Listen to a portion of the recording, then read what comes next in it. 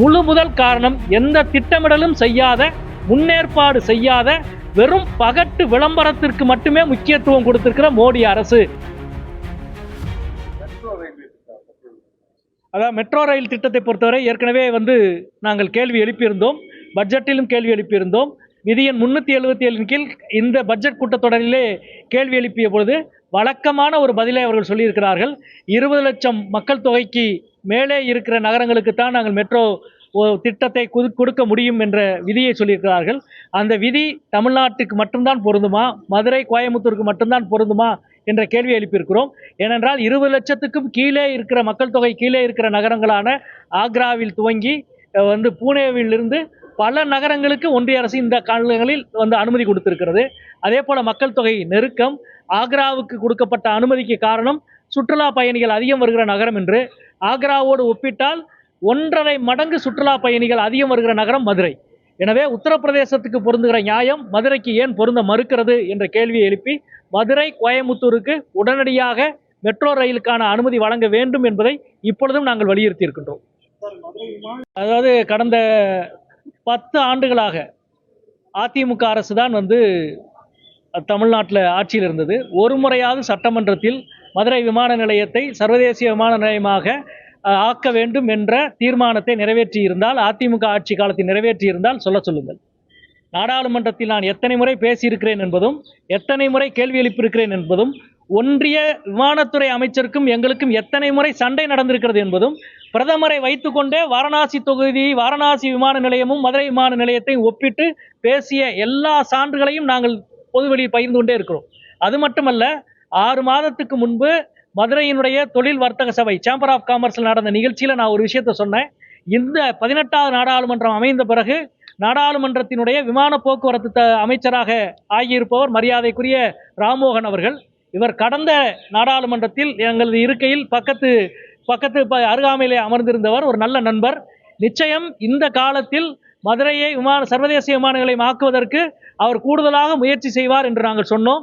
அதனுடைய முதல் கட்டம் தான் 24x7 என்பது நிறைவேறியது.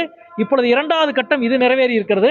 இதற்கு முழு முதல் காரணம் இந்த 7 ஆண்டுகள் விடாது குரல் கொடுத்த நானும், விருதுநகர் நாடாளுமன்ற உறுப்பினர் மரியாதைக்குரிய மாணிக்கம் தாகூர் அவர்களும், அதே போல கடந்த 5 மாதத்துக்கு முன்பு அமைச்சர் அவர்களை நேரிலே சந்தித்து தென் மாவட்ட எம்பிக்கள் எல்லாம், மரியாதைக்குரிய கார்த்திக் சிதம்பரம் அவர்கள், மரியாதைக்குரிய நவாஸ்கனி அவர்கள், மரியாதைக்குரிய தங்கத்தமிழ்ச்செல்வன் அவர்கள், மரியாதைக்குரிய சச்சிதானந்தம் அவர்கள், இதே போல தென் மாவட்டத்து எம்பிக்கள் எல்லோரும் சேர்ந்து விமான போக்குவரத்து துறை அமைச்சரிடம் ஏறக்குறைய 1 மணி நேரம் வாதிட்டோம்.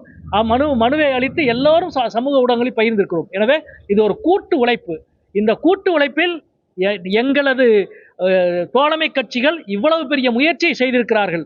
அதிமுக எதுவுமே செய்யவில்லை என்று நான் சொல்லவில்லை. செய்திருந்தால் சொல்லுங்கள் என்று சொல்கிறோம். அவ்வளவுதான். ஏனென்றால் கடந்த 2 ஆண்டாக ரஷ்யா உக்ரைன் போரினால் ஏற்பட்ட விளைவுகளுக்கு பிறகு ஐரோப்பிய நாடுகள் ஒரு மிக முக்கியமான தீர்மானத்தை நிறைவேறியது. ஒரு நாட்டுக்கு தேவையான எரிபொருளில் சேமிப்பை 30% கட்டாயம் சேமிக்க வேண்டும் என்று தீர்மானத்தை நிறைவேற்றி எல்லா நாடுகளும் அதை அமுல்படுத்தியது. ஆனால் அந்த போரிலே இருந்து ஒரு படிப்பினையை கூட மோடி அரசு பெறவில்லை. பதிலாக நான் போரை தீர்க்க போகிறேன் என்று வெறும் வாய்ச்சவடால் தான் அடித்தார். இன்றைக்கு என்ன தெரியுமா நிலை? இந்தியாவினுடைய ஒரு எரிபொருள் தேவை என்பது, ஒரு நாளுடைய தேவை என்பது 30 லட்சம் டன். ஆனால் நம்மால் கையிருப்பு வைக்க முடிவது 1,30,000 டன் தான். அதாவது 1.5லிருந்து 2 நாளுக்கான தேவைக்கு தான் நம்முடைய கையிருப்பு இருக்க முடியும். ஆனால் ஜப்பானுடைய கையிருப்பு 244 நாள் ஜப்பானில் கையிருப்பு வைக்க முடியும். எந்த முயற்சியும் செய்யலை. போன ஆண்டுக்கு முதல் ஆண்டு 2800 கோடி புதிய சேமிப்புக்கு ஒதுக்கப்பட்டு அதை ரிவைஸ்டு பட்ஜெட்டில் வெறும் 800 கோடி ஆக்கிட்டாங்க. 80% கட் பண்ணிட்டாங்க. இந்த ஆண்டு மார்ச் மாதம் பிப்ரவரி 28 தாக்கல் செய்த பட்ஜெட்டில் புதிய சேமிப்பு கிடங்குக்கு ஒதுக்கீடு செய்தது வெறும் 1 லட்சம் ரூபாய். அதாவது மோடி அரசு இவ்வளவு பெரிய ஆபத்துக்கு முன்னுணர்ந்து ஒன்றும் ஒதுக்கவில்லை. மாறாக கடந்த 5 வருஷம் உஜ்வாலா திட்டத்துக்கு விளம்பரத்திற்காக இவர்கள் செலவழித்தது 3500 கோடி. ஆனால் புதிய சேமிப்பு கலனுக்காக இவர்கள் செலவழித்திருப்பது வெறும் 1600 கோடி. 3ல் 1 பங்கு தான். விளம்பரத்துக்கு செலவு செய்ததில் 3ல் 1 பங்கு தான் உண்மையான தேவைக்கு செலவு செய்திருக்கிறார்கள்.